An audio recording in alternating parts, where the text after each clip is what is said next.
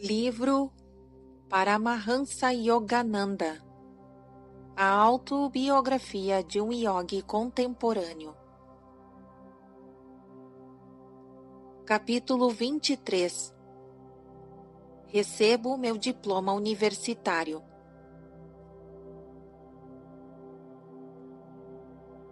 Você ignora os textos que lhe designei nos compêndios de filosofia. Sem dúvida, está confiando numa intuição pouco laboriosa para ser aprovado nos exames. Ao menos, porém, que se aplique dedicadamente aos estudos, eu me encarreguei de sua reprovação nesta disciplina. O professor D.C. Goshal, da Faculdade de Serampore, dirigia-se a mim com severidade. Se eu lhe fracassasse no último teste escrito, por ele aplicado à classe, não seria admitido nos exames finais formulados pelos docentes da Universidade de Calcutá, da qual a Faculdade de Serampore é um ramo equiparado. Nas universidades indianas, um estudante reprovado numa única matéria, nas provas finais para diplomar-se, tem de submeter-se a novo exame de todas as matérias do ano seguinte. Meus professores na Faculdade de Serampore costumavam tratar-me com bondade, não isenta de divertida tolerância. Mukunda está totalmente embriagado de religião. Com este sumário à minha pessoa, eles diplomaticamente me poupavam do embaraço de tentar responder às perguntas em classe. Confiavam nos últimos testes escritos para eliminar-me da lista de candidatos ao diploma universitário. O juiz que de mim fazia os colegas estava expresso no apelido de que me deram, monge alucinado. Tomei engenhosa medida para anular a ameaça do professor Goshal de reprovar-me em filosofia. Quando os resultados dos últimos testes estavam em eminência de ser anunciados publicamente, pedi a um colega que me acompanhasse à sala de trabalho do professor. Vem comigo. Quero uma testemunha, disse eu a meu companheiro. Ficarei muitíssimo desapontado se perder esta oportunidade de ser mais esperto que o professor. O professor Goshal abanou negativamente a cabeça quando lhe perguntei que nota ele dera às minhas provas. Você não está entre os que passaram, disse ele triunfante. E pôs-se a procurar numa grande pilha de folhas de papel sobre sua mesa de trabalho. Sua prova nem mesmo se acha aqui. De qualquer modo, fracassou por não ter comparecido ao exame. Ri abertamente. Senhor, estive presente. Posso eu mesmo procurar neste amontoado de papéis? Confuso, o professor permitiu. Depressa achei minha prova, da qual cuidadosamente eu omitiria qualquer sinal de identificação, exceto meu número de chamada. Não sendo advertido pelo sinal vermelho de meu nome, o professor dera uma alta classificação às minhas respostas, apesar de não estarem embelezadas por citações textuais. Observação 162. Devo fazer justiça ao professor Goshal, admitindo que as tensas relações entre nós não se deviam a qualquer falha sua, mas apenas às minhas ausências às aulas. O professor Goshal é notavelmente orador de vasto conhecimento filosófico. Em anos posteriores, chegamos a um entendimento cordial. Continuação da narrativa.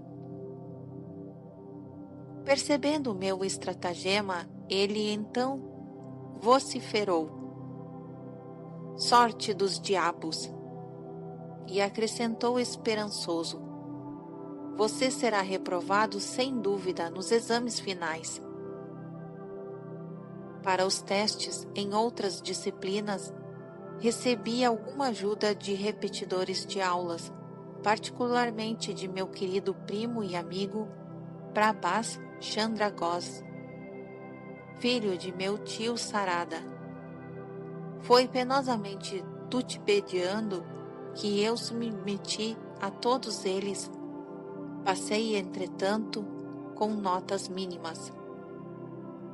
Agora, depois de 4 anos de escola superior, eu tinha direito a prestar os exames finais. Todavia, nem sonhava em aproveitar este privilégio. Os últimos testes da faculdade de Sarampore eram brinquedos de criança, comparados ao rigoroso exame que seria proposto pela Universidade de Calcutá. Minhas visitas quase diárias a Sri Yukteswar deixavam-me pouco tempo para frequentar as salas de aula. Nesta, minha presença, mais do que a ausência, provocava exclamações de surpresa entre os colegas. A rotina de quase todos os meus dias tinha começado ao sair de bicicleta às 9 da manhã. Numa das mãos, eu levava uma oferenda para meu guru, algumas flores do jardim da pensão Panti, onde residia. Saudando-me afavelmente, o mestre convidava-me a ficar para o almoço. Eu aceitava invariavelmente, com vivacidade, contente de poder banir para todo o resto do dia o pensamento de comparecer à faculdade. Após conviver com Sri Yukteswar durante horas, prestando serviços no ashram, ou atento ao incomparável fluxo de sua sabedoria, era com relutância que eu partia para aproximadamente perto da meia-noite. Às vezes demorava-me toda a noite com meu guru, tão venturosamente absorto em sua conversação que mal notava quando a noite se convertia em aurora. Certa noite, cerca das 23 horas, enquanto eu calçava os sapatos, preparando-me para a corrida de bicicleta até a pensão, o mestre interrogou-me brevemente. Observação 173. Um discípulo sempre descalça os sapatos num eremitério hindu. Continuação da narrativa. Quando se iniciam os seus exames para a obtenção do diploma? Daqui a 5 dias, senhor. Espero que você esteja preparado para eles. Imobilizado de alarme, segurei no ar um dos sapatos. Mestre, protestei. Sabe muito bem que tenho consagrado meus dias mais ao Senhor do que aos meus professores. Como posso sujeitar-me a representar uma farsa comparecendo àqueles exames difíceis? Os olhos de Sri Yukteswar transpassavam os meus. Você deve comparecer. Seu tom era friamente peremptório. Não daremos motivo para que seu pai e outros parentes critiquem a sua preferência pela vida no ashram.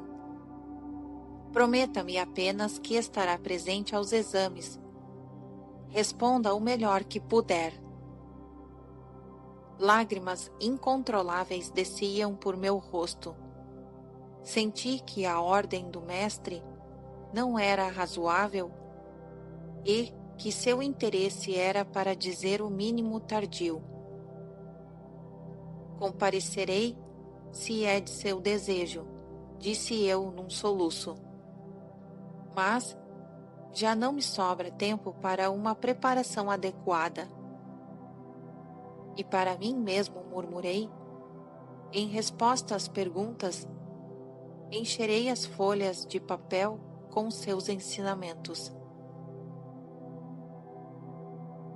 Ao entrar no eremitério no dia seguinte, à hora costumeira, ofereci meu ramalhete a Sir Yuxterhar com ar de pêsames. Sir Yuxterhar riu-se de minha acabrunhada aparência. Mukunda, algumas vezes o senhor falhou em ajudá-lo em algum exame ou em outra dificuldade? Não, senhor, respondi animado. Grata maré de revivência me inundou. Não foi preguiça, mas ardente zelo por Deus que o impediu de buscar horas acadêmicas, disse meu guru bondosamente. Depois de um silêncio, ele citou: busca primeiro o reino de Deus, e sua justiça, e todas estas coisas te serão acrescentadas. Observação 174. Citado em Mateus 6, versículo 33. Continuação da narrativa. Pela milésima vez, senti que o peso de minha carga era aliviado em presença do mestre. Ao terminarmos cedo o nosso almoço, ele sugeriu que eu regressasse a Panti. Seu amigo Romesh Chandra Dutt ainda vive na pensão? Sim, senhor. Entra em contato com ele. Deus inspirará Romesh para que o ajude nos exames. Muito bem, senhor, mas Romesh está excessivamente ocupado. Ele é o melhor aluno da minha classe e arca com mais trabalhos que os outros. O mestre pôs de lado minhas objeções. Romesh achará tempo para você. Vá agora. Voltei de bicicleta a Panti. A primeira pessoa que encontrei no recinto da pensão foi o estudioso Romesh. Como se estivesse seus dias perfeitamente livres, concordou de bom grado com minha tímida solicitação. Certamente, estou às suas ordens. Durante muitas horas naquele dia e em cada um dos seguintes, ele me repetiu as aulas e me preparou para os exames nas várias matérias. Creio que o exame de literatura inglesa haverá muitas perguntas sobre o percurso feito por Childe Harold, disse-me ele. Devemos conseguir um atlas imediatamente. Corri à residência de meu tio Sarada e pedi emprestado um atlas. Romesh marcou no mapa da Europa os lugares visitados pelo romântico viajante de Byron. Alguns colegas se agruparam ao nosso redor para escutar as lições. Romesh o aconselha mal, comentou um deles no fim de uma de minhas sessões. Geralmente, 50% das questões se referem às obras dos autores, a outra metade às suas biografias. Quando me sentei para o exame de literatura inglesa, meu primeiro olhar às questões provocou-me lágrimas de gratidão que desciam por minha face e molhavam o papel. O monitor da classe acercou-se de minha mesa e, condoido, indagou o que se passava. Meu grande guru predisse que Romesh me ajudaria, expliquei. Veja, as mesmas perguntas que Romesh sugeriu estão aqui na folha de exame, acrescentei. Felizmente para mim, neste ano, há poucas indagações sobre autores ingleses cujas vidas, tanto quanto sei, estão envoltas em profundo mistério. Meu pensionato era um tumulto quando regressei. Os moços que me haviam ridicularizado por minha fé nas lições de Romesh quase me deixaram surdo com suas felicitações. Durante a semana de exames, continuei a passar o maior tempo possível com Romesh, que formulava as questões a serem propostas, segundo ele, pelos professores. Dia após dia, as perguntas de Romesh apareciam quase com as mesmas palavras nos formulários de exame. Notícias circulavam amplamente na faculdade de que algo parecido a um milagre estava ocorrendo, e havia probabilidade de êxito para o distraído monge alucinado. Não fiz qualquer tentativa de esconder os pormenores do caso. Os professores de Sarampore não tinham poder para alterar as questões elaboradas pelos docentes da Universidade de Calcutá. Refletindo sobre o exame de literatura inglesa, percebi certa manhã que cometera um grave erro. Determinadas questões exigiam duas respostas, A ou B e C ou D. Em vez de escolher uma de cada par, eu respondera às arribas do primeiro par. Omitira, por falta de atenção, todas as alternativas C ou D, toda a segunda parte. A melhor nota que poderia alcançar naquele exame seria 33, 3 pontos a menos do que a nota mínima de aprovação, que era 36. Corri para o mestre e extravasei minhas dificuldades. Senhor, cometi uma tolice imperdoável. Não mereço as bênçãos divinas por intermédio de Romesh. Sou indigno delas. Anime-se, Mukunda. O tom de Siri Yuxterhar era leve e despreocupado. Ele apontou para a abóboda azul do céu. É mais provável que a lua troque de lugar com o sol no céu do que você ser reprovado. Deixei o eremitério de ânimo mais tranquilo, embora parecesse matematicamente inconcebível a minha aprovação. Olhei para as duas vezes apreensivamente para o firmamento. O soberano do dia parecia firme em sua órbita costumeira. Ao chegar a Panti, ouvi casualmente o comentário de um colega. Acabei de saber que este ano, pela primeira vez, a nota mínima exigida para a aprovação em literatura inglesa foi baixada para 33 pontos. Invadi o quarto do jovem com tal velocidade que ele ergueu os olhos alarmado. Interroguei-o ansiosamente. Monge de cabelo comprido, disse ele, rindo. Por que este repentino interesse em assuntos escolares? Por que gritar com 1/10 hora? É verdade que a nota de aprovação acabou de baixar para 33 pontos. Alguns pulos de contentamento me levaram ao meu quarto, primeiro onde caí de joelhos e louvei a perfeição matemática de meu Pai Divino. Todos os dias eu estremecia ao ter consciência de que uma presença espiritual claramente me guiava através de Romesh.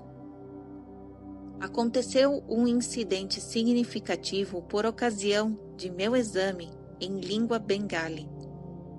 Romesh, que não me preparava naquela disciplina, chamou-me quando eu deixava a pensão para ir ao local do exame de manhã. Ali, Romesh gritava por você, disse-me um colega impacientemente. Não volte, chegaremos atrasados à sala. Sem fazer caso do conselho, regressei correndo para casa. Nossos jovens bengalis em geral passam facilmente no exame de Bengali, disse Romesh. Mas acabei de ter um pressentimento que neste ano os professores planejaram massacrar os estudantes, propondo-lhes perguntas sobre o livro de leitura obrigatória. Narrou-me então 2 episódios da vida de Vidyasagar, renomado filantropo de Bengala do século XIX. Agradeci a Romesh e dirigi-me de bicicleta velozmente para a faculdade. Na sala de exames, fiquei sabendo pelo formulário que temas em Bengali eram 2. A primeira instrução dizia: dê 2 exemplos de caridade de Vidyasagar. Observação número 175. Esqueci as palavras exatas do questionário, mas lembro-me de que se referiam às histórias que Romesh acabara de me contar sobre Vidyasagar. Devido à sua erudição, tornou-se amplamente conhecido em Bengala e ganhou um título de Vidyasagar, Oceano de Conhecimento. Fim da observação. Continuação da narrativa. Enquanto eu transferira para o papel conhecimentos tão recentemente adquiridos, murmurei uma pequena ação de graças por haver atendido o meu chamado de Romesh à última hora. Se eu ignorasse os benefícios de Vidyasagar, aos quais agora se acrescentava mais um prestado a mim, não poderia ter passado no exame de Bengali. Dizia a segunda instrução na folha de exames: escreva um ensaio em Bengali sobre a vida do homem que mais o inspirou. Querido leitor, será preciso dizer quem escolhi para o meu tema? À medida que cobria uma sequência de páginas, corri louvores a meu guru, que sorria ao ter consciência de que minha predição sussurrada estava se realizando. Preencherei as folhas com seus ensinamentos. Não me senti inclinado a interrogar Romesh sobre meu curso de filosofia, confiando em meu longo treinamento sobre a direção de Sirius Terrar. Desprezei sem perigo as explicações dos compêndios. A mais alta nota de todos os meus exames foi obtida em filosofia. Minhas qualificações em outras matérias colocavam-se meramente dentro do nível mínimo. E é um prazer registrar que meu generoso amigo Romesh recebeu seu grau universitário cum laude. Papai prodigalizava sorrisos no dia da formatura. Custava-me crer que você seria aprovado, Mukunda, confessou ele. Você passava tanto tempo com seu guru. Meu mestre captara com exatidão a crítica silenciosa de meu pai. Durante anos, eu tivera dúvidas de que algum dia poderia juntar. Emeti nome às iniciais correspondentes a meu grau universitário, A e B, bacharel em Humanidades. Raramente uso esse título sem pensar que foi uma dádiva divina a mim conferida por motivos um tanto obscuros. Às vezes escuto homens formados em universidades comentarem que muito pouco do conhecimento adquirido às pressas permaneceu com eles depois da formatura. Esta confissão consola-me um pouquinho de minhas indubitáveis deficiências acadêmicas. Em julho de 1914, no dia em que colei grau pela Universidade de Calcutá, ajoelhei-me aos pés de meu guru e agradeci-lhe por todas as bênçãos que fluíram de sua vida para a minha. De pé, Mukunda, disse ele com indulgência.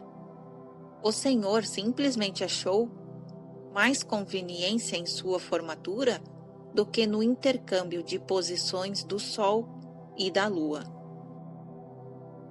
Observação 176. O poder de fluir sobre a mente alheia e o curso dos acontecimentos chama-se Yu-Vibhuti, poder yogi, mencionado no Yoga Sutras, páginas 24 de Patanjali, que já explica como sendo o resultado da compaixão universal. 2 livros de estudo sobre os sutras são de filosofia da yoga por Das Gupta, Trubner, Londres, e o Sistema de Yoga de Patanjali, volume 17 Oriental Series da Universidade de Harvard. Todas as escrituras proclamam que o Senhor criou o homem à sua onipotente imagem. O domínio sobre o universo parece sobrenatural, mas em verdade este poder é natural e inerente a todos os seres humanos que alcançam a lembrança justa de sua origem divina. Homens que obtiveram a realização de Deus como Sri Yukteswar estão livres do princípio do ego, Ahankara, e dos desejos pessoais dele oriundos. As ações dos verdadeiros mestres estão sem esforço com conformidade com Rita, retidão natural. Dizendo com estas palavras de Emerson, todas as grandes almas tornam-se não virtuosas, mas a própria virtude. Então, a finalidade da criatura é cumprida e Deus se mostra satisfeito. Qualquer homem de realização divina pode executar milagres, porque à semelhança de Cristo, ele compreende as leituras sutis da criação. Mas nem todos os mestres escolhem o exercício de poderes ferrorriênicos. Cada santo, à sua maneira, é um reflexo de Deus. A expressão da individualidade é básica num mundo onde 2 grãos de areia não são exatamente iguais. Regras invariáveis não podem ser formuladas sobre os santos iluminados por Deus, porque alguns efetuam milagres e outros não. Alguns são inativos, enquanto outros, como o rei Zanaka, da antiguidade de Santa Teresa de Ávila, relacionam-se com grandes empreendimentos. Alguns ensinam a viagem e aceitam discípulos, enquanto outros passam suas vidas tão silenciosa e discretamente como sombras. Nenhum crítico mundano pode ler o secreto pergaminho do karma, ações passadas, de que ao se desenrolar mostra a cada santo um roteiro diferente. Fim da observação 176. E fim do capítulo 23.